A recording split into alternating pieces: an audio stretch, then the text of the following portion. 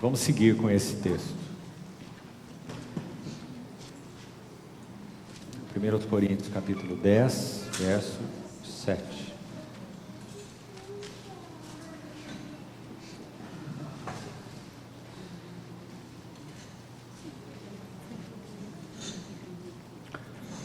Não vos façais, pois, idólatras, como alguns deles, porquanto está escrito: o povo assentou-se para comer e beber, e levantou-se para divertir-se. Essa próxima exortação de Paulo, que compõe então essas 5, como citamos aqui, desde o verso 6 até o verso 10, ela se expõe àquilo que de mais significativo extravasou do coração do povo enquanto jornadeava pelo deserto. E como já explicamos, quando ele usa a expressão no verso 11, que estas coisas lhes sobrevieram como exemplos e foram escritas para advertência nossa, então estamos seguros que sim, o Espírito Santo deseja falar muito ao nosso coração dentro desses 5 temas. Vamos partir então para o segundo deles, mas antes de irmos à narrativa original, de onde essa expressão foi retirada, esse é Êxodo 32, e é exatamente a narrativa do bezerro de ouro, de onde esse verso foi retirado. O povo assentou-se para comer e beber, e levantou-se para divertir-se. Aqui mesmo em 1 Coríntios, no capítulo 10 mesmo, veja aí na sua Bíblia, olha o que diz o verso 31. Queria chamar a atenção dos irmãos para 2 coisas interessantíssimas aqui. Primeiro, no mesmo capítulo, então seguindo o mesmo contexto, Paulo vai dizer assim: portanto, quer comais, quer bebais, ou façais outra coisa qualquer, fazei tudo para a glória de Deus. Amados irmãos, essa é realmente uma regra de ouro. Será que tudo o que temos feito é para a glória de Deus? Essa deveria ser a pergunta. Se quisermos ser mais específicos, vamos traduzir isso pela satisfação de Deus. A pergunta que devíamos fazer para reger nossa vida cristã é: isso é da satisfação ou do agrado do nosso Senhor? Você se lembra que aqui mesmo, veja, no verso 23, todos esses versos estão no mesmo contexto que estamos estudando. Olha o verso 23. Todas as coisas são lícitas, mas nem todas convêm. Todas são lícitas, mas nem todas edificam. Então, a regra de ouro, chamemos assim, para a nossa conduta na jornada cristã é o verso 31. Seja comendo, seja bebendo, as coisas mais básicas, né? Esses 2. Ou fazendo qualquer outra coisa, trabalhando, nos relacionando, nos vestindo, reunindo, criando filhos, etc, etc. Fazei tudo para a glória de Deus. Hoje pela manhã nós compartilhávamos, não vamos entrar aqui, uma outra viela aí, né? Uma outra avenida, na verdade, para compartilhamento. Nós falávamos que essa palavra graça e glória, hoje pela manhã, elas são palavras tão significativas, porque graça aponta para a origem do Evangelho, e glória aponta para o propósito do Evangelho, ou o clímax do Evangelho. Aqueles que foram chamados pela graça, foram chamados para serem participantes da glória do nosso Senhor Jesus Cristo. Isso não é uma coisa pequena. Significa que o seu lindo ser, o seu santo caráter, Deus designou que seja formado em nossas vidas. E esse processo santo e sublime vai se completar na vinda do nosso Senhor Jesus. Glória. Então, qual é a regra de nós para hoje? É a mesma. Tudo que comais, tudo que bebais, tudo que fizeres, qualquer outra coisa, fazei tudo para que Deus seja satisfeito, para que Deus seja glorificado. Então, contrastando isso com o verso 7, nós temos aí um contraste tremendo. O povo assentou-se para comer e beber. Você vê que as mesmas coisas que foram mencionadas no verso 31? assentou-se para comer e beber, e levantou-se para divertir-se. Então vamos, mesmo que em linhas bem gerais, nós queremos realmente buscar avançar até o final desse texto de Coríntios, que estamos estudando. Então vamos abrir em Êxodo 32, essa narrativa, que eu queria destacar apenas 3 versos, sobre o bezerro de ouro. É dito assim, versos de 2, vamos ver de 4 a 6, esses 3 versos. Este, Arão, recebendo das mãos do povo o que é dito no verso 3, as argolas das suas orelhas, né, pendentes e argolas de ouro, recebendo-as das suas mãos, trabalhou o ouro com buril e fez dele um bezerro fundido. Então disseram, preste atenção, são estes, ó Israel, os teus deuses que te tiraram da terra do Egito. Impressionante, não é, irmãos? É dito em outros textos que o Senhor agiu no Egito com mão forte e braço estendido. É dito de maneira linda em Êxodo mesmo, capítulo 3, quando o Senhor fala com Moisés na sarça, ele diz assim, vi a aflição do meu povo no Egito. O seu sofrimento debaixo dos seus exatores, que eram aqueles então que castigavam o povo para o seu trabalho, né? A palavra Egito significa simplesmente aflição. Isso é o significado de Egito. Ou seja, mundo é aflição. É de onde a preciosa salvação do Senhor nos tirou. Agora esse povo está jornadeando no deserto, já temos falado isso, né? O propósito disso e nuances disso desde ontem. O coração do povo está sendo extravasado, e aqui chegou uma ocasião bastante crítica. Quando eles pedem, porque entendem que Moisés está tardando, nessa comunhão no monte, que não desce nunca, né? A mente deles. Então eles pediram a Arão que fizesse deuses. Arão cedeu a eles. É muito impressionante se você ler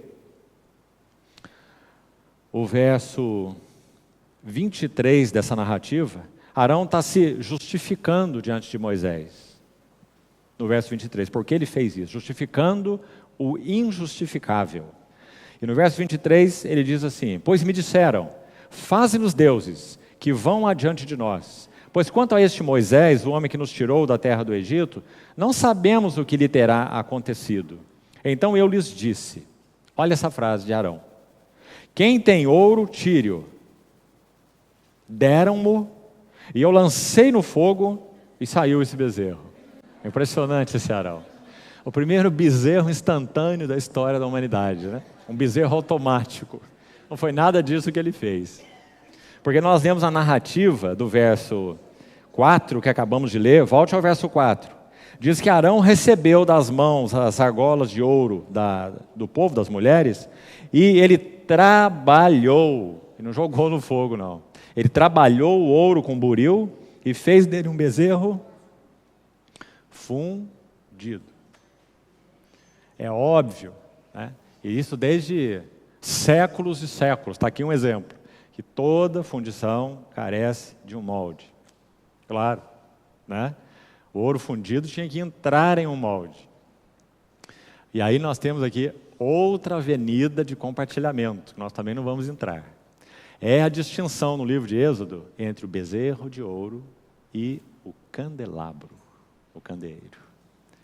O candeeiro tipifica o testemunho de Deus. As igrejas são 7 candeeiros. O candeeiro, antes de apontar para a igreja, aponta também para a igreja, Apocalipse 2 e 3, mas aponta para Cristo mesmo. Eu sou a luz do mundo.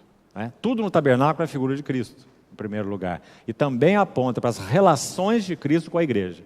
E, consequentemente, do que também a igreja é. Né? Nele e por ele. Mas então, olha que contraste impressionante. Êxodo 25 com 32. No 25, no 27, se não me engano, Êxodo, nós temos o candelabro. E no 32, o bezerro de ouro. O candelabro foi feito de 1 talento de ouro, incluindo as os apagadores e as espevitadeiras. E mais o candelabro. Candelabro, espevitadeiras e apagadores foram feitos de 1 talento de ouro. 1. Aponta para essa preciosa unidade nesse testemunho do Senhor, né? Cristo em primeiro lugar e a igreja por consequência. E como esse candeeiro foi feito?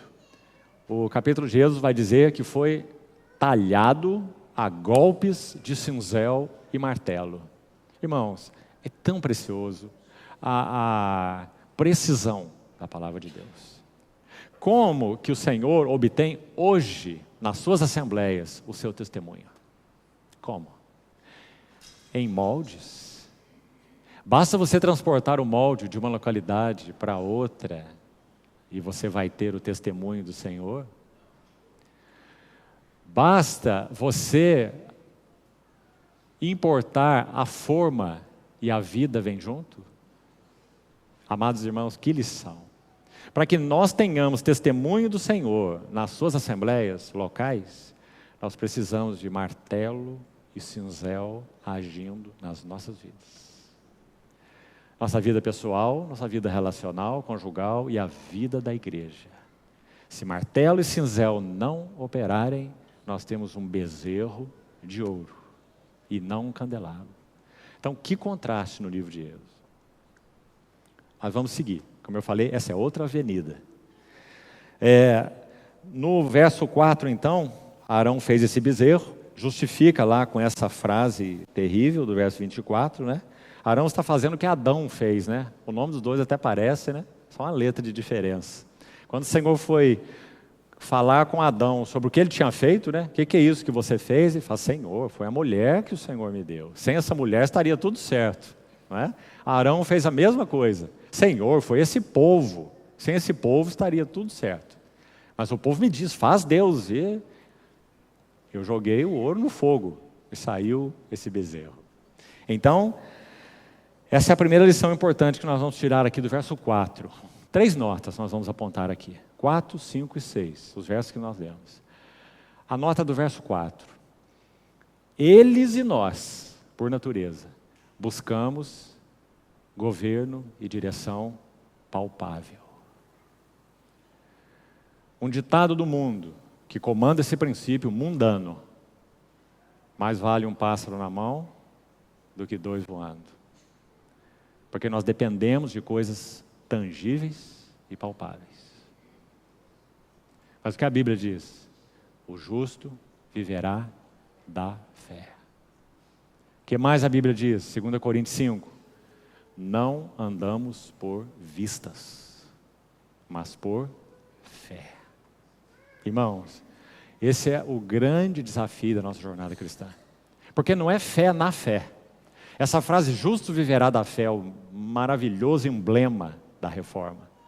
Essa frase é cheia de significado. Ela comanda toda a nossa vida cristã. Porque não é fé na fé. Creia que será assim e assim será. Não é essa fé que o Senhor ensina. Isso não é fé, isso é pensamento positivo. A nossa fé tem uma substância e uma base. É fé na palavra revelada de Deus. E não fé na própria fé. Então, o povo não pôde suportar essa agonia de Moisés ausente. Onde está o nosso líder, o nosso libertador? Está no monte, sei lá o que aconteceu com ele. Arão, faz os deuses que nos conduzam nesse deserto. Então, é o nosso coração buscando governo e direção palpáveis.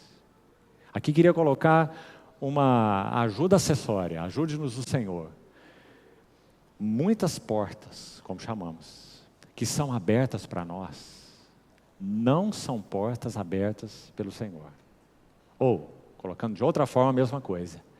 Portas abertas não são oportunidades, são testes, para que saibamos onde está o nosso coração.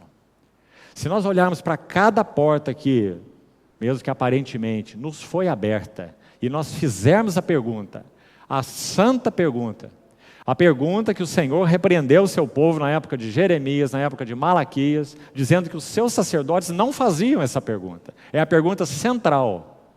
O culto continuava, sacrifício, liturgia, lua nova, festa, sábado, uma beleza, né?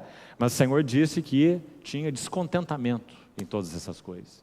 E Ele vai dizer assim: os vossos sacerdotes, que eram responsáveis por ensinar a palavra para o povo, eles não perguntaram: onde está o Senhor? Irmãos, essa é a pergunta-chave. Essa é a pergunta-chave. O Senhor está envolvido nisso? O Senhor está aí? Onde está o Senhor? Como que nós iremos avançar como assembleia? Baseado nessa pergunta. Onde está o Senhor? Qual é o desejo, a vontade do Senhor agora para nós aqui, este grupo de irmãos? O que Ele quer nos falar? Onde está o Senhor, a sua palavra, nesse tempo para nós? Qual é a demanda do Senhor específica de arrependimento para nós? 7 igrejas, 5 vezes. Arrepende-te, arrepende-te e arrepende-te. A principal demanda de nossas assembleias é arrependimento, sem dúvida alguma. Então nós temos que fazer essa pergunta em oração corporativa: Senhor, onde estás? Para que Ele nos responda onde nós estamos, no que concerne ao seu chamamento, né? Então, aí está o verso 4 expondo o desejo do povo por uma condução e uma direção palpável.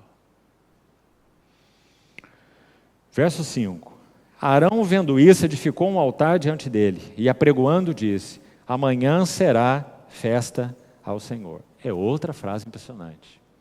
Como festa ao Senhor? Moisés no monte, o povo nessa confusão terrível. Festa ao Senhor.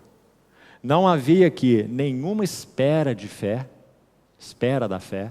Moisés no monte e o povo desesperado embaixo. Não havia espera da fé e nem havia dependência de Deus. Nenhuma das duas coisas. Que festa é essa? Que festa podemos oferecer ao Senhor sem expectativa da fé e sem dependência do Senhor? Então, mais outras coisas expostas no coração do povo. Não tinham espera de fé. O que eles deveriam reconhecer? Sem dúvida, que Moisés foi aqueles que, em primeiro lugar, né, decretou em nome do Senhor todo juízo para os deuses do Egito, como falávamos ontem, não só para o Egito, mas para os deuses do Egito, né? E citamos ontem que cada uma daquelas pragas tinha a ver com um deus, entre aspas, que os egípcios adoravam. Eles adoravam o sol, a praga das trevas. Eles adoravam um ídolo lá com cara de sapo, de rã, a praga das rãs, e por aí muito mais, né? Adoravam o Nilo. Então as águas se tornaram em sangue. Então Deus julgou os deuses do Egito, além do Egito, um juízo tremendo. E saíram de lá e Moisés usa sua autoridade em Deus e abre o Mar Vermelho. E os exércitos de Faraó são precipitados e tudo mais. Agora, expectativa de fé e dependência do Senhor, nenhuma. Por isso que o livro de Hebreus vai dizer assim, irmãos, outra solene exortação, ainda no capítulo 3 de Hebreus. Viram as minhas obras por 40 anos, mas não conheceram os meus caminhos. Obras, caminhos. Como nós conhecemos a Deus? Não é vendo suas obras, é conhecendo seus caminhos. Então, esse é o princípio, lições do verso 5. E o verso 6, finalmente, veja aí. No dia seguinte, madrugaram e ofereceram holocaustos e trouxeram ofertas pacíficas. E então temos o texto citado em Coríntios 10:7. Está aí. E o povo assentou-se para comer e beber e levantou-se para divertir-se. Então está bem clara essa lição aí, não é? E o ponto, a palavra-chave que Paulo usou para falar sobre essa perversidade do coração deles foi idolatria. Quer dizer, buscaram apoio em algo que não era o próprio Deus, como já falamos, uma condução palpável, tangível, não é? Um governo e uma condução palpável, e isso então, Paulo chamou em Coríntios de idolatria. Todas as vezes que buscamos de algum modo uma direção palpável que não procede do Senhor, é correto quando nós oramos ao Senhor: Senhor, eu estou tão confuso, O Senhor sabe que eu estou confuso, com este caminho aqui, ou com aquele caminho ali, e quem sabe até com uma terceira via. Eu não sei o que é do Senhor. Então, pela tua misericórdia, eu te peço que o Senhor abra o meu entendimento. Porque eu não vou entrar por nenhuma dessas portas, a não ser que tenha algum tipo de convicção de onde está o Senhor. Há um tempo atrás, eu li uma frase, me lembrei dela agora, e gostaria de fazer isso para os irmãos, de um servo do Senhor, físico, matemático, conhecido por todos nós, Blaise Pascal, um gênio da matemática. Ele foi um servo do Senhor. Você quer uma indicação de uma obra dele em português? Chama Mente em Chamas, de uma editora brasileira. Mente em Chamas. São pensamentos de Blaise Pascal, que realmente viveu uma vida de intimidade com o Senhor. Então, olha o que ele escreve sobre essa questão de direção, de condução, ou mesmo de escolher um caminho, ou o que é bom, o que não é bom, e se eu devo ou não devo. O que nós usamos para fazer essas escolhas? Irmãos, sejamos honestos conosco mesmos, para o nosso bem, diante do Senhor. Na grande maioria das vezes, nós não fazemos essas perguntas que nós citamos. Onde está o Senhor? Senhor, qual é o teu caminho? Senhor, eu não conheço. Senhor, abre os meus olhos. Senhor, eu não vou entrar, né? Até que o Senhor entre. Nós usamos o chamado bom senso. Qual salário é melhor? Quanto mais folga eu vou ter? O que isso vai significar para cá e por ali? Bom senso. E o bom senso nos leva por muitas portas equivocadas. Então escute nesse contexto o que Blaise Pascal escreveu. Veja que maravilhoso. Antes de eu ler isso aqui, quero citar uma coisa sobre ele. Ele foi um gênio, não é? E ele era procurado na época dele por muitos estudiosos de matemática e de física. E ele já tinha crido no Senhor, já tinha recebido o Senhor. Então ele ficava com um grande problema. Ele não gostava de conversar de matemática e física com as pessoas. E queria aplicar o seu tempo de uma maneira melhor. Mas ele tinha que dar atenção, afinal de contas, para essas pessoas. Sabe o que ele fazia? Acredite, não estou mentindo. Ele cortou um pedaço de talo de roseira. E quando ele ia receber essas pessoas em casa, ele então abria sua blusa e colocava o talo de roseira nas suas costas. E assentava na sua cadeira, recebendo aquelas pessoas. E aquelas pessoas, basicamente todo o tempo, estavam ali jogando flores nos pés de Blaise Pascal, o gênio da matemática e da física. Ó isso, e ó aquilo, e ó aquilo outro. Então ele diz que todas as vezes em que alguém tecia um elogio para ele, ele apertava suas costas na cadeira, para que os espinhos da roseira entrassem na sua carne. Ele disse que fazia isso para que ele sempre estivesse consciente de que ele é apenas pó. Então, olha o que ele escreveu. Preste atenção. Eu não rogo por saúde e nem por doença, por vida e nem por morte, mas que eu possa usar a minha saúde e a minha doença, a minha vida e a minha morte em tua glória. Ele está falando ao Senhor, então é como uma oração. Usar a minha saúde e a minha doença, minha vida e minha morte em tua glória. Somente tu sabes o que me é conveniente. És o meu mestre soberano. Então opera em mim de acordo com a tua vontade. Concede-me ou toma de mim, de acordo com a tua intenção e não com a minha. Sei apenas, Senhor, que eu devo seguir-te. Sei apenas, Senhor, que eu devo seguir-te e não te ofender.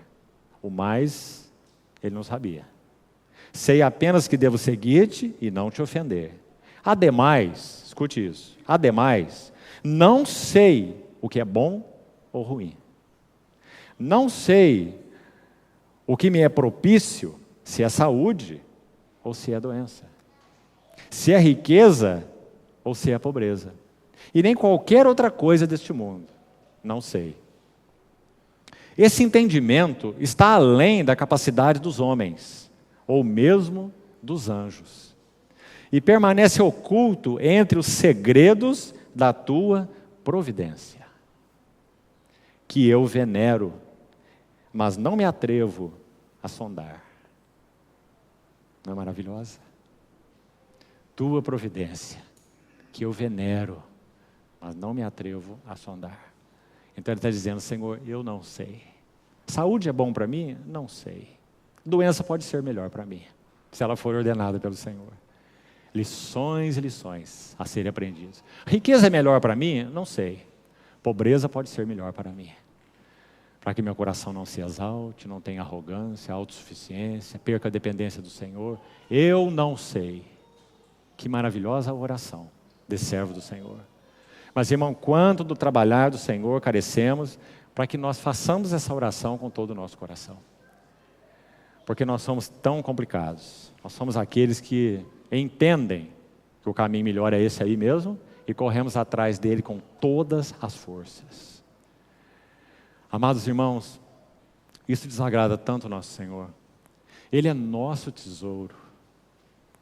Quando um membro da Academia Brasileira de Letras não era um cristão, ele partiu. Não vou citar aqui propositalmente o nome dele. Era um membro da Academia Brasileira de Letras. Ele acordou de manhã, fez a sua barbazinha, como fazia toda manhã, um senhorzinho, um ancião, vestiu o seu terninho, saiu para caminhar na rua, pôs um bilhete no seu bolso. E ele se matou. E quando ele foi, então, encontrado ali, viram esse bilhete no seu paletó e leram o bilhete. Estava escrito assim: eu me sinto como um carro velho e enferrujado, e que viveu a vida toda com os faróis virados para trás. Impressionante, amados irmãos. Quanto nós precisamos para ser convencidos pelo Senhor, que se nosso foco não é absolutamente Ele, nós estamos com os faróis virados para trás. E triste de nós, se tivermos que reconhecer isso naquele dia, quando tudo estiver terminado. Quando você não tem mais sua fábrica, nem seus empregados, nem o seu escritório, nem a sua clínica, ou seja lá o que for. Triste hora de se ter essa conclusão. Faróis virados para trás. Oh, amados irmãos, nós fomos chamados e tivemos, pela graça, esses nossos faróis, no que concerne ao nosso homem interior, já virados para Ele. Mas que condução nós temos dado às nossas vidas, né? Então que o Senhor encontre lugar para examinar nosso coração nesse assunto. Viver para essa vida é idolatria. O povo assentou-se para comer, beber e levantou para divertir-se. Viver para a vida, por amor à vida. O nome disso é idolatria. Está aí, 1 Coríntios 10, 7. Não vos façais, pois, idólatras. Né? Aí você pensa, não, a idolatria foi o bezerro. Mas não é o que Paulo disse em Coríntios 10. Ele está dizendo que a idolatria foi aquele comportamento deles que teve clímax no bezerro. Né? Assentou-se para comer, beber, divertir-se, né? Porque viviam para a própria vida, para os seus prazeres, suas cobiças, suas intenções, né? E o bezerro de ouro é a externalização de tudo isso. Vamos dar outro passo, lá em Coríntios de novo, 1 Coríntios 10, verso 8. Mais um elemento profundamente sondador. Peço ao Senhor que aqui também possamos ser ajudados de maneira muito prática. Verso 8, e não pratiquemos imoralidade, como alguns deles o fizeram, e caíram num só dia 23 mil. Aqui nós vamos buscar fazer algo diferente. A narrativa, se os irmãos quiserem consultar, muito provavelmente se refere a Números 25, o capítulo todo. Então, anote aí apenas para a sua consulta posterior. Nós não vamos fazer isso agora, pretendemos concluir esse encargo até o final agora, nesse tempo. Então, o que acontece em Números 25? Israel se acampa em Sitim. E eles se corrompem com as mulheres moabitas. E o Senhor decreta juízo sobre eles. Porque o Senhor ele queria preservar o seu povo como nação, com vistas à vinda do Messias. Esse era o propósito de Deus. Por isso, quando Esdras purifica o povo, Neemias purifica o povo depois do retorno da Babilônia, essa era a mesma intenção. Eles estavam misturados, casados com mulheres hetéias e etc. E Esdras agiu assim e Neemias agiu assim. Eles purificavam o povo para Deus, porque se isso não fosse feito, o Messias não seria reconhecido. Aquela nação deveria ser preservada assim, para a vinda do Messias. Por que hoje nós devemos ser guardados puros? Pelo mesmo motivo. Para a segunda vinda do Messias. Por isso João vai dizer, 1 João 3, a si mesmo se purifica todo que nele tem esta esperança, assim como ele é puro. Então, não foi o que eles fizeram. Eles se corromperam com as mulheres moabitas. Agora, antes de se corromper com as mulheres, eles se corromperam com os ídolos moabitas. Então, se você consultar lá, Números 25, como falei, nós não vamos fazer a leitura, mas se você ver como o texto começa, cita aí que Israel estava habitando em Sitim, não é? E logo no verso 3 de Números 25, diz que Israel se juntou a Baal Peor. Está vendo aí? A primeira coisa importante mencionada aqui é exatamente essa idolatria, que se confunde com o que está escrito no verso 1. Começou o povo a prostituir-se com as filhas dos moabitas. E aqui, eu gostaria para o seu exame, né? Uma outra obra preciosa, que aí já não sei se você vai encontrar. Era antiga e acho que já está esgotada. Um pequeno livreto de Francis Schaeffer, o famoso Francis Schaeffer, aquele pensador cristão. E o folhetim se chama Adultério e Apostasia. 2 pontos. O tema da noiva e do noivo. Veja que título lindo ele deu. Adultério e apostasia. O tema da noiva e do noivo. Você entendeu esse título? Ele vai nos mostrar que todas as vezes que o povo de Deus caiu em apostasia, ele caiu em adultério.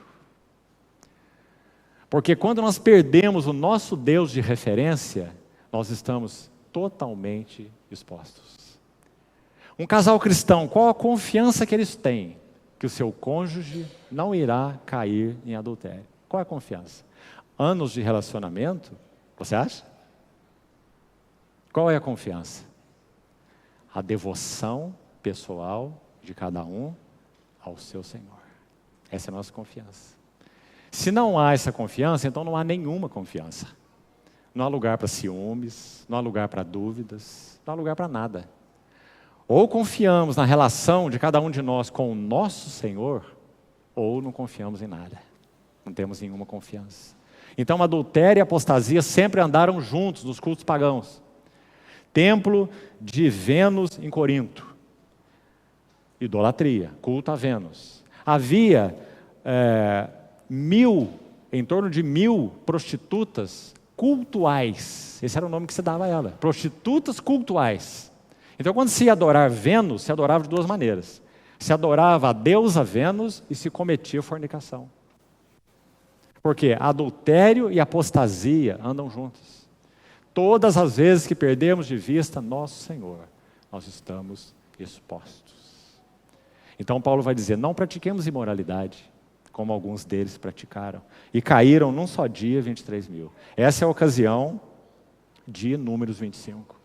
Agora, irmãos, nesse tema ainda, deixe-me destacar alguma coisa rapidamente para os irmãos. Primeiro, ali no texto de Números 25, há um versículo, citando aí mais um, verso 14, é muito interessante. Diz assim, o nome da israelita, ou do israelita, que foi morto com a midianita, se você ler o relato, você vai ver o que ele fez. Ele saiu com essa mulher midianita à porta da tenda, sugere o texto, não afirma, né, que fosse como uma atitude afrontosa, não é? Saindo com essa mulher no meio do povo, expondo a todos, uma mulher moabita, ele um israelita.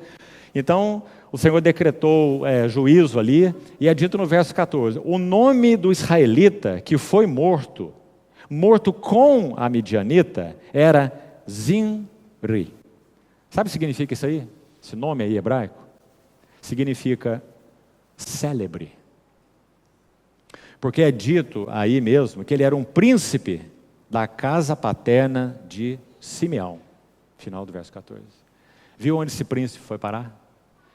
Viu onde a glória desse príncipe foi parar? Zinri, célebre, significa o seu nome. Agora, o verso 15, o nome da mulher medianita, que foi morta, era Cosbi. Sabe o que significa esse nome? Enganador. O célebre e a enganadora. Aquele a quem o Senhor, sobre quem o Senhor havia posto algo da sua glória. Ele é um príncipe da casa de Simeão. Essa glória foi pelo ralo, porque perdeu o Senhor de vista. Irmãos, alguém já disse assim, escute essa frase. Quando você estiver em uma situação de possível adultério, você será vencido pela pessoa que for mais importante para você. É uma frase célebre, você não acha? Se a pessoa que for mais importante para você, aqui não está se referindo ao seu cônjuge, não, em primeiro plano, não, sua esposa, seu marido, não.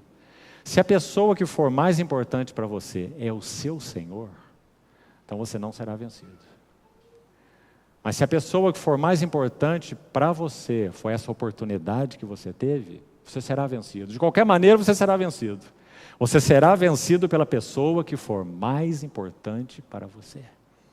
Então, em uma provação assim, você pode ser vencido por Cristo ou por outra pessoa. Compreendeu? Porque o que guarda o nosso coração é a devoção. Amados irmãos, temos insistido tanto nisso e com tanto prazer, graças ao Senhor.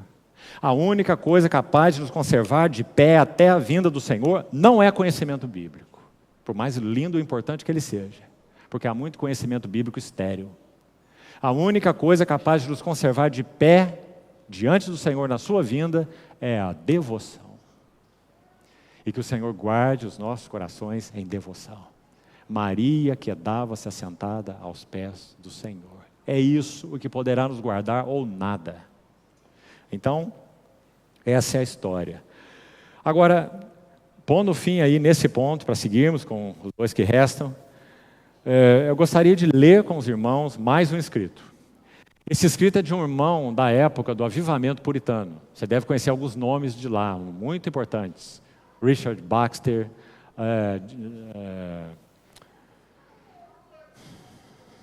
me fugiu um outro nome, John Owen e muitos mais, né? Richard Sibbes, muitos outros dessa época. E aqui está um deles, chamado Thomas Fuller. Olha o que ele escreveu. E eu tomei essa frase como uma advertência para que possamos ser ajudados, particularmente nesse assunto de pornografia. A exortação de Coríntios é: não pratiquemos imoralidade. Sabe o que diz as estatísticas, irmãos? Mais de 50% dos cristãos têm contato com pornografia. Quartos fechados, horas da noite, madrugadas, celulares, pornografia. Olha o que esse irmão escreve, preste atenção, Thomas Fuller. Lembra que ele escreveu isso em 1600 alguma coisa. Ele diz assim: faz mais de 20 anos que eu ouvi uma piada profana. E eu ainda me lembro dela. Mas quantas passagens piedosas que eu já li muito tempo depois disso, e eu já me esqueci completamente. Parece que a minha alma é como um lago sujo, onde os peixes morrem cedo e as rãs têm vida longa. Que frase é essa, irmão? Os peixes morrem cedo e as rãs têm vida longa. Senhor, retira da minha lembrança essa piada profana, que não fique nenhuma letra para trás, a fim de que minha corrupção não a procure novamente. E, Senhor, te peço, sinta-se à vontade para escrever algumas reflexões piedosas no lugar dela. Escute agora essa última frase. E permite, Senhor, que eu tenha o cuidado no futuro de não aceitar o que eu tenho tanta dificuldade de banir. Não aceitar o que eu tenho tanta dificuldade de banir. Ó, irmão, sabe por que isso me comove muito? Eu conheço tantos jovens, Brasil afora e fora desse país, tantos jovens que amam o Senhor. Não sei contar o número de jovens com os quais eu já conversei, que têm luta com pornografia e que reconhecem que a sua alma é sim um lago sujo, onde os peixes estão morrendo cedo, mas as rãs têm vida longa. Quanto o nosso Senhor se debruça sobre nós, para que nós realmente possamos ter coração puro. Salmo 51. Cria em mim, ó Deus, um coração puro. E renova dentro em mim um espírito reto. Mateus capítulo 5. Bem-aventurados os limpos de coração, eles verão a Deus. Por que muitas vezes nos falta revelação? Porque nos falta santidade. Se não tivermos santidade, não teremos revelação. Então, amados irmãos, aí está a exortação de Paulo. Não pratiquemos imoralidade. Em tantos níveis diferentes, nós podemos praticar imoralidade. Então, que o Senhor guarde o nosso coração. No falar, no ouvir, no olhar, em todas essas esferas. Vamos então para o quarto elemento, versículo 9.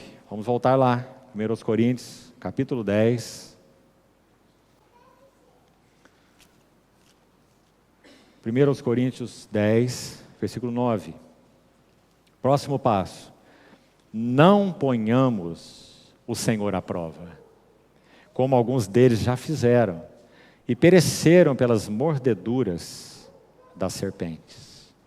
Vamos extrair lições do texto de onde essa citação de Paulo foi extraída. Então, por favor, abra Números 21. Números 21. Aí está a ocasião em que o povo foi assolado pelas mordeduras das serpentes. E a exortação de Paulo é: não ponhamos o Senhor à prova. Que prova? Em que o povo pôs o Senhor à prova? Então vamos lá, Números 21, 4. Diz assim: então partiram do monte Or, pelo caminho do Mar Vermelho, a rodear a terra de Edom.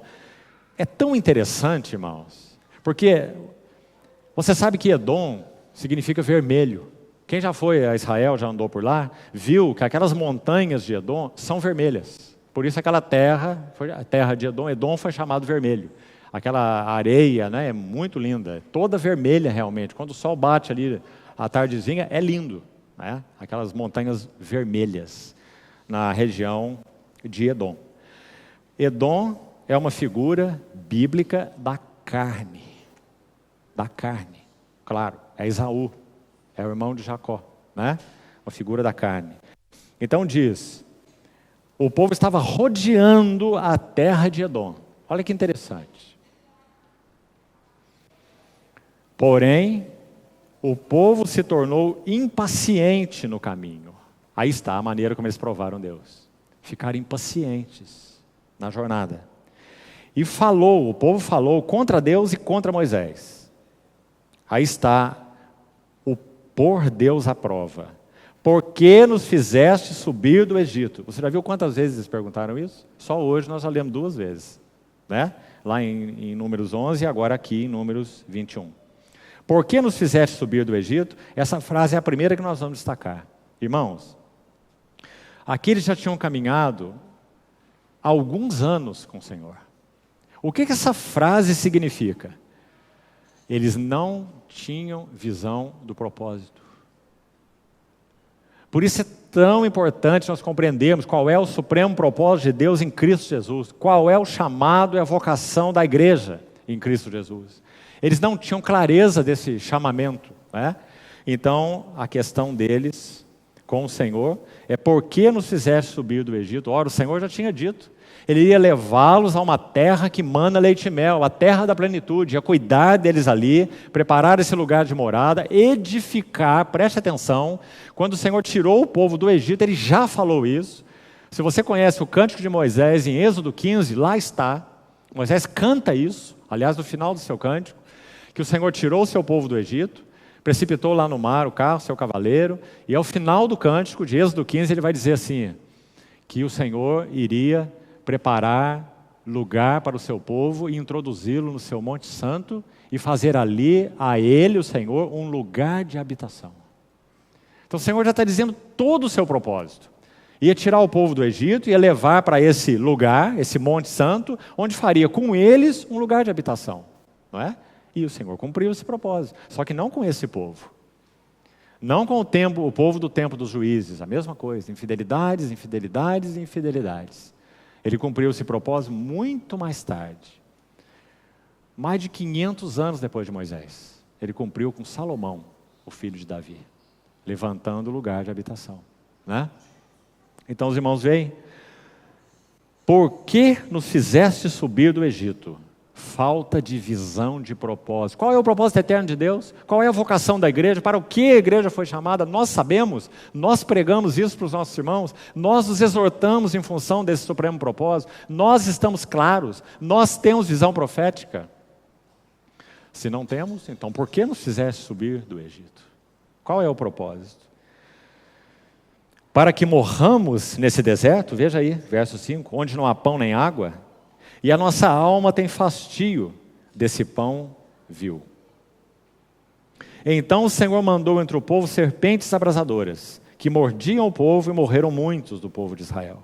Então, daqui Paulo extraiu a citação, porque ele cita as mordeduras das serpentes, né, de que eles puseram o Senhor à prova, quando eles disseram que eles não compreendiam o propósito. Porque saímos do Egito, essa terra não tem nada, não tem pão, não tem água, não tinham visão do seu chamamento. Então, significativo, amados irmãos. Agora, se nós fizermos um contraste, mantenha a sua Bíblia, por favor, aberta aí, Números 21, e abra também, outro texto, Êxodo 17. Gostaria de confrontar com os irmãos essas duas passagens, para você ver algo. Êxodo 17. Aqui eles estão no início da caminhada, no mês 2. Tinham acabado de sair do Egito. E vamos ao verso 1 mesmo. Tendo partido toda a congregação dos filhos de Israel no deserto de Sim, fazendo suas paradas segundo o mandamento do Senhor, acamparam-se em Refidim, e não havia ali água para o povo beber. Então, vamos nos recordar que nós estamos aqui há 2 meses só de saída do Egito. Contendeu, pois, o povo com Moisés e disse: dá-nos água para beber. Respondeu-lhes Moisés: por que contendeis comigo? Porque tentais, provais ao Senhor. Aqui puseram o Senhor à prova já, com 2 meses de jornada no deserto. Tendo, verso 3, aí o povo, sede de água, murmurou contra Moisés e disse: por que nos fizeste subir do Egito? Está aí a pergunta, mais uma vez, é a mesma. Não tinham visão do propósito, nem no início da jornada e nem no final da jornada. Irmãos amados, vou ter a liberdade pública de citar isso aqui. Para vários irmãos que nós conhecemos, alguns que têm começado a congregar-se como Assembleia do Senhor, outros são assembleias que têm feito aí de alguma forma uma transição de contextos tão distintos, vários contextos, né? Não é o contexto aqui que os irmãos conhecem melhor do que qualquer outro, é de vários outros contextos também. E várias assembleias do Senhor têm passado esse momento. Há uma obra de um querido irmão que partiu para o Senhor há 2 anos atrás, com 90 anos de idade. Nós o conhecemos e tivemos o privilégio de servir com ele em algumas conferências. Ele se chama Divern Fronk. Esse irmão escreveu uma obrazinha, em termos de volume, é uma obrazinha, que se chama O Supremo Propósito. Amados irmãos, para algumas assembleias do Senhor, inclusive onde nós nos reunimos, digo isso em honra ao Senhor, esta obra, que na época não existia. A editora que a publicava há quase 30 anos atrás estava falida e nós, por providência de Deus, a encontramos em um sebo, um depósito de livros velhos. Buscamos comprar mais e não havia nem a editora, muito menos o livro. Mas aquele livro foi encontrado. Levamos aquele livro para os irmãos e o datilografamos, né? Na época era assim. Fizemos uma matriz de mimeógrafo, a álcool. Os mais velhos aqui conhecem essa parafernália, né? E rodamos aquelas matrizes para produzir apostilinhas desse livro que hoje está na mão de todos os irmãos, O Supremo Propósito, do irmão Frank. Irmãos, para a nossa história pessoal, e já sei que isso é verdadeiro para outras assembleias que já nos deram testemunho, essa obra foi um ponto de virada na vida da Assembleia. Sabe por quê? Por causa da visão do Supremo Propósito. Para o que Deus nos chamou como igreja. Então ele vai falar sobre filiação, sobre o caminho da cruz, e sobre muita coisa mais. Qual é o Supremo Propósito? Graças ao Senhor, essa obra está disponível aí para os irmãos hoje, a hora que quiserem comprar. Como nós precisamos ter essa pergunta respondida?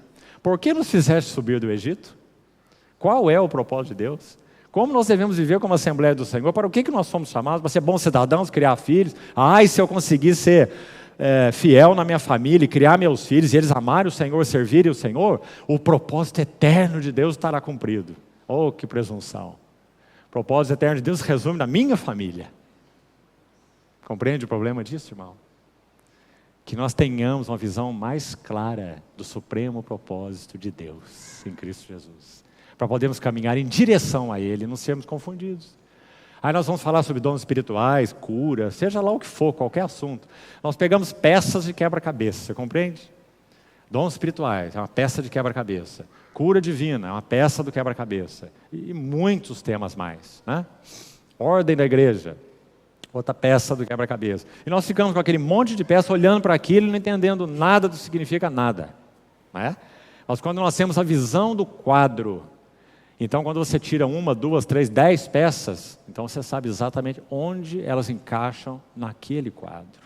Essa é a diferença entre compreender o supremo propósito de Deus e não compreendê-lo. Nós nos tornamos pregadores de verdades particulares. Pregador de dons, pregador de cura, pregador de libertação, pregador de não sei o que mais. Porque não compreende o quadro maior e o lugar das peças no supremo propósito de Deus. Então isso faz toda a diferença, amados irmãos.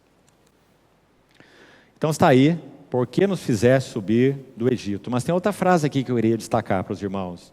Outra terrível frase. Olha o verso 7. Então eles contenderam com o Senhor. O Senhor disse para Moisés que ferisse a rocha em Horebe. Olha aí no verso 3. Da rocha saiu água. Essa foi a primeira vez que a rocha foi ferida. A palavra rocha aqui fala de uma rocha simples, uma rocha pequena. Quando Moisés feriu a rocha a segunda vez, ele não deveria ter ferido, porque aquela rocha não era a mesma rocha. Aquela rocha lá era uma rocha escarpada, como se fosse uma montanha de rocha, aponta para o Cristo exaltado.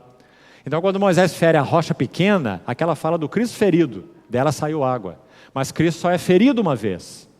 Então quando Moisés fosse buscar de novo a água para o povo, segundo a graça de Deus, ele deveria falar à rocha e não ferir a rocha, porque a rocha já foi ferida uma vez por todas. Mas ele feriu a rocha segunda vez, feriu a rocha exaltada, né? Erradamente. Então é dito que nesse lugar aqui, a primeira vez em Horebe, aquele lugar foi chamado de Massá, que significa tentação, porque ali eles tentaram a Deus, puseram Deus à prova. Massá. E também Meribá. Meribá significa murmuração. Tentação e murmuração. Massá e Meribá. Por causa da contenda dos filhos de Israel e porque tentaram, preste atenção no verso 7, provaram, tentaram o Senhor dizendo, queria muito destacar isso, amado irmão, Olha qual foi a tentação, a provação deles diante do Senhor, provando o Senhor. Está o Senhor no meio de nós ou não? Você acha que é tempo disso, irmão? 10 pragas no Egito, Mar Vermelho aberto, exército de Faraó precipitado, maná caiu do céu. Eles ainda têm uma pergunta: está o Senhor no meio de nós ou não? Então os irmãos estão vendo a seriedade disso? Não compreenderam o propósito para o qual foram chamados, e por isso não puderam reconhecer a presença do Senhor cuidadosa junto com esse povo. O maná diário, o pão quentinho no amanhecer, o toldo na cabeça deles o dia inteiro, o fogo à noite, e eles perguntam: onde está o Senhor? E por último, concluindo então, verso 10, vamos voltar lá para terminarmos. 1 Coríntios, capítulo 10, último verso a ser considerado, verso 10. Quinto elemento que extravasou do coração do povo no deserto, qual foi? Especificamente, murmuração. Não murmureis, como alguns deles murmuraram, e foram destruídos pelo exterminador. Se formos buscar o contexto de onde Paulo extraiu essa citação, o mais relevante que temos, eles murmuraram 10 vezes durante essa jornada, plena murmuração.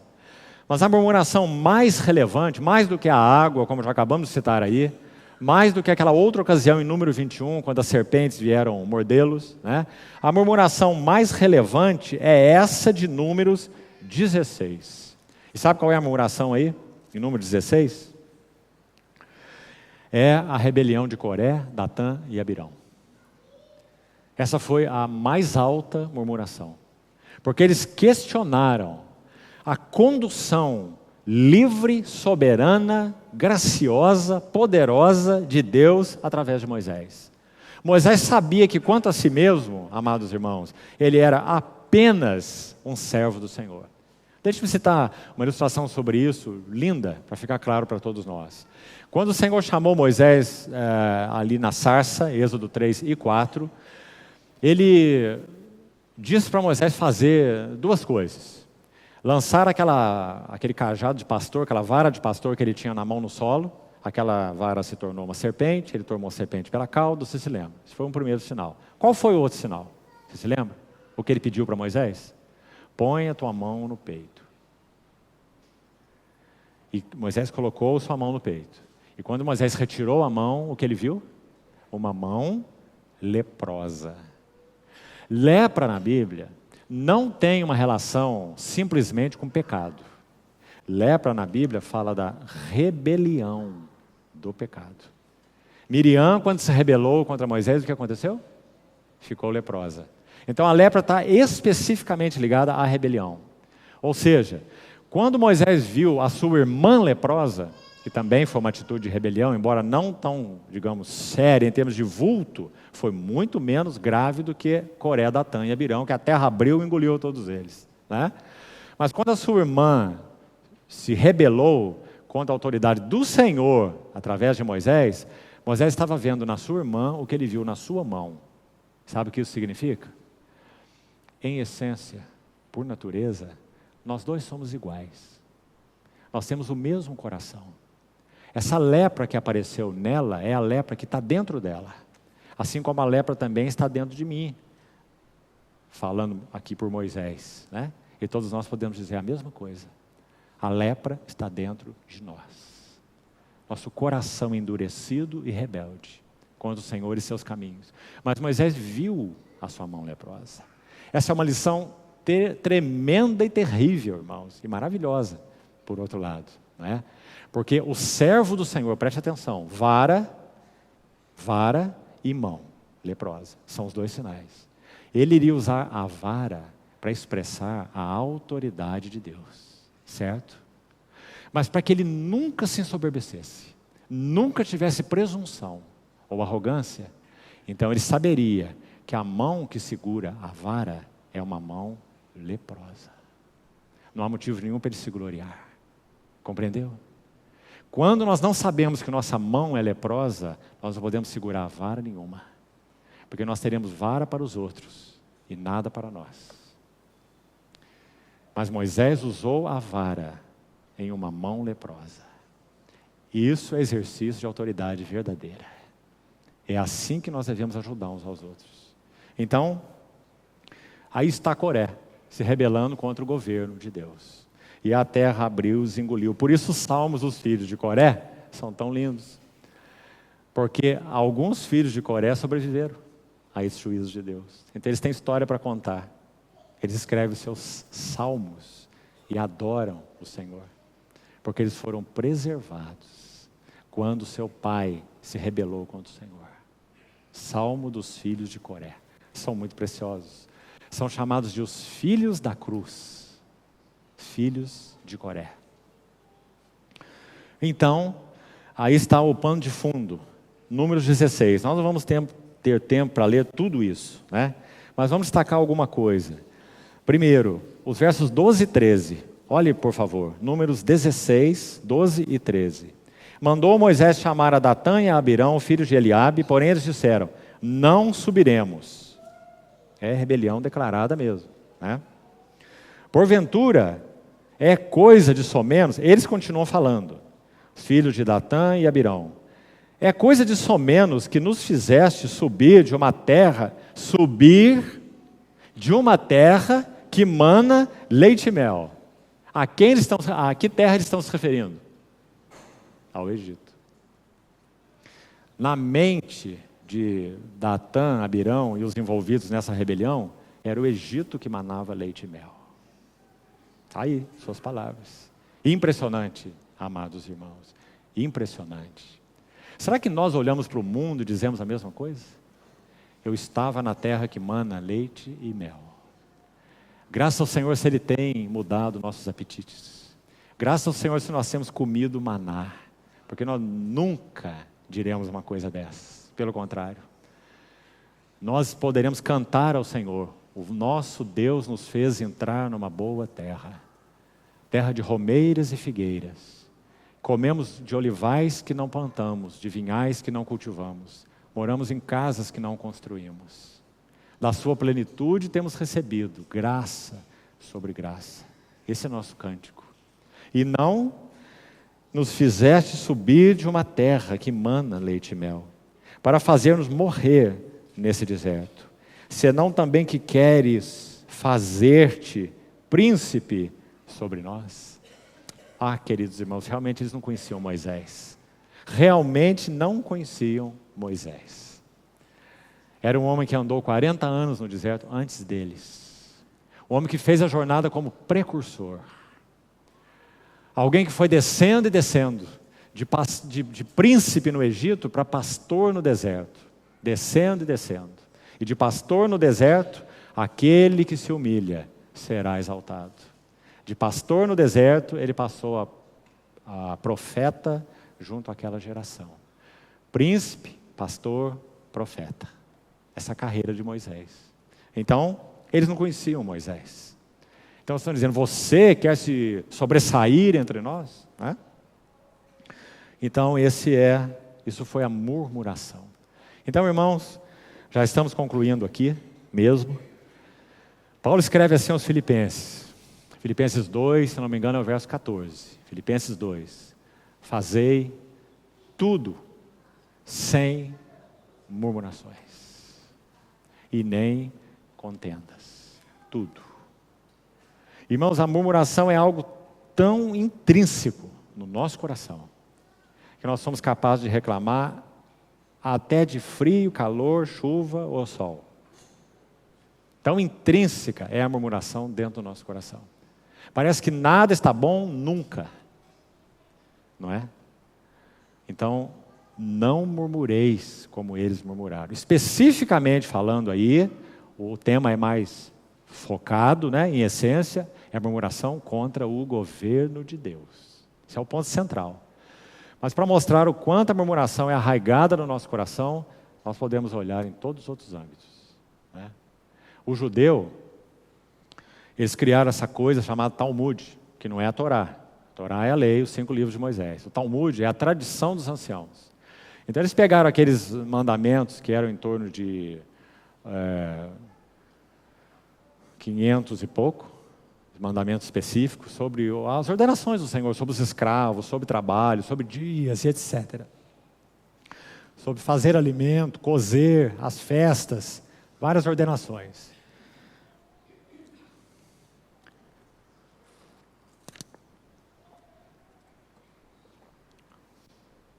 E então, eles tiveram que interpretar aquilo.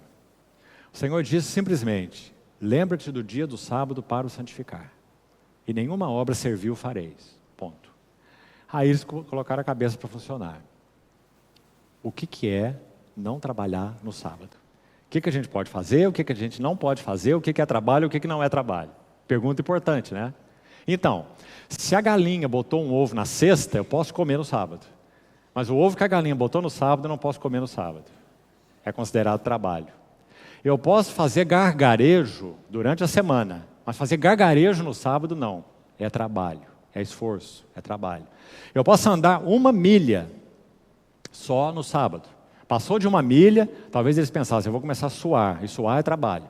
Então posso andar até 1 milha, mais de 1 milha é trabalho. Então eles tiveram que escrever o Talmud, que é o livro das tradições e tradições e tradições. Então quando o nosso Senhor veio, o nosso Senhor falou: ouviste que foi dito pelos antigos, eu porém vos digo. E ele veio interpretar a essência, o cerne da lei, a espiritualidade da lei. Maravilhoso, né? Então, entre essas loucuras das tradições dos anciãos, tinha uma lá assim: se a tua mulher queimar o pão no forno, você pode dar carta de divórcio. Sabia? A maioria aqui já estaria divorciado, não é? Se queimar o pãozinho no forno, carta de divórcio. Se chutar o cachorro, carta de divórcio, né? Então essa era a loucura da tradição dos anciãos. Agora, por que isso? Por que nós chegamos aí? Murmuração, murmuração e murmuração. A murmuração está ligada ao nosso coração.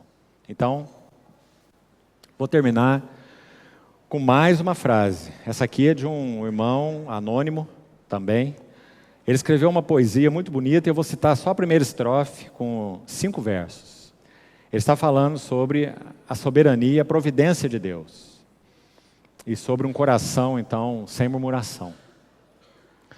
A história, então, é que esse irmão perdeu o seu primeiro filho, seu primogênito. E isso foi em 1886. E aí ele escreve uma oração ao Senhor, muito linda. E eu destaquei aqui só a primeira frase. Ele começa a oração assim: dás com bondade, e com bondade tiras. Quem conhece o teu coração, ó Deus, pode confiar nas tuas mãos. Moldas o vaso sabiamente, e sabiamente o quebras.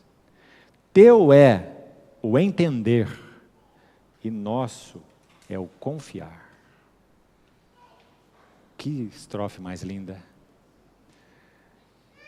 Ele escreveu esse poema após a morte do primeiro filho. Teu é o entender, nosso é o confiar. Dás com bondade tiras. Quem conhece o teu coração pode confiar nas tuas mãos.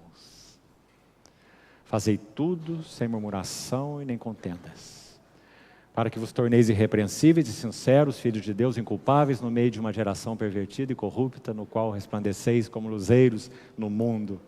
Ou seja, uma vida sem murmuração é testemunho de que nós temos um Senhor e que Ele cuida de nós. Mesmo que para nós, e só para nós, essa visãozinha míope que nós temos, seja de uma maneira que nós chamamos de incompreensível. Para essa coisa que nós louvamos tanto, chamada razão, né? Mas que é tão pequenina, diante dos propósitos, da providência divina em lidar conosco. Então, amados irmãos, essas são aí as 5 principais lições do deserto, como narradas nesse capítulo. Você percebeu que todas elas são muito instrutivas e realmente falam fundo ao nosso coração. Não deixe isso no teu caderno. Leve isso diante do Senhor e aos pés do Senhor em oração, cada tópico dele. Comece lá na cobiça e termine na murmuração, aos pés do Senhor. E diga: Senhor, eu não quero que meu coração viva a cobiçar. Cobiçais, cobiçais e nada tendes. Viveis a lutar e a fazer guerras. Tiago 4. E ainda pedis e não recebeis. Porque Deus é bom.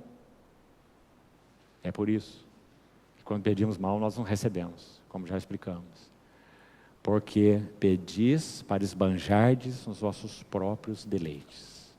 Então, que o Senhor nos ajude em cada elemento desse. Corrija nosso coração, porque, irmão, sua intenção é muito clara. Nós conhecemos o seu supremo propósito. Ele quer ser adornado com glória, como falamos hoje pela manhã. Adornado com glória na vida dos seus santos. Esse é o seu propósito. Ele adornado com glória na vida dos seus santos.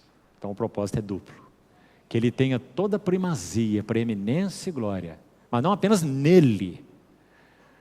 A ele glória na igreja e em Cristo Jesus. Como Paulo ora em Efésios 3. Esse é o propósito eterno de Deus. Então, irmãos, o Espírito Santo não vai descansar, não. O Espírito Santo vai continuar gemendo, sim. Até que chegue Romanos 8, 23. A redenção, a adoção de filhos, a redenção do nosso corpo. O Espírito Santo vai continuar gemendo, com gemidos inexprimíveis. E segundo a vontade de Deus. É como se o Espírito Santo, que é pessoa divina, estivesse dizendo assim para o nosso Deus: olha, ele está gemendo aqui, esbravejando, pedindo algumas coisas, mas bondoso Pai, não ouve a oração dele não.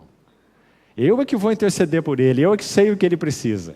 O Espírito nos assiste em nossa fraqueza, porque não sabemos orar como convém. Mas ele intercede por nós sobremaneira com gemidos inexprimíveis. E é segundo a vontade de Deus que ele intercede pelos santos. Não é maravilhoso, irmãos?